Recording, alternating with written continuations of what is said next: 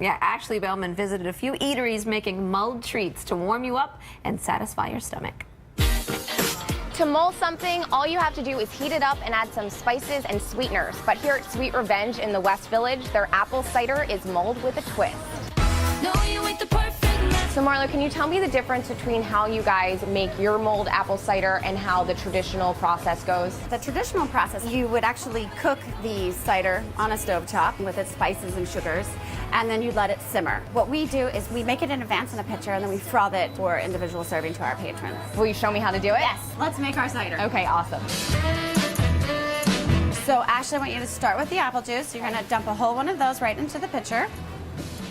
And now we're gonna follow that up with 15 ounces of our simple syrup. This gives it some sweetness. We're gonna add a little vanilla syrup, 20 pumps. Now we're going to add our fall spices. Okay, and what exactly do we have here? We've got a little bit of nutmeg, allspice, cloves, and cinnamon. Okay, and now we're gonna go froth it and try it. This looks absolutely incredible. What do we have here? So, Ashley, this is our pumpkin trifecta. We've got our pumpkin spice Belgian waffles, savory pumpkin cake, and a pumpkin spice cheesecake. Cheers. Cheers.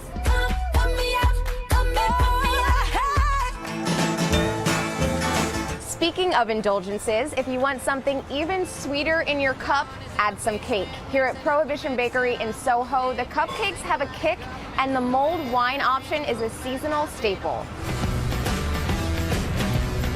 So tell me the genius behind the boozy cupcake. It's just New York City's favorite things, cupcakes and booze in one place. And right now you do have your mulled wine cupcake, which is one of the seasonal favorites. So tell me a little bit about it. What goes into it? The mulled wine cupcake has red wine, pear brandy, and mulling spices.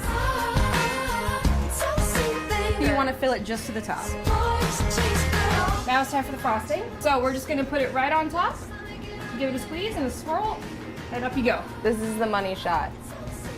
There we go. There you go. Yay. Beautiful. Cheers.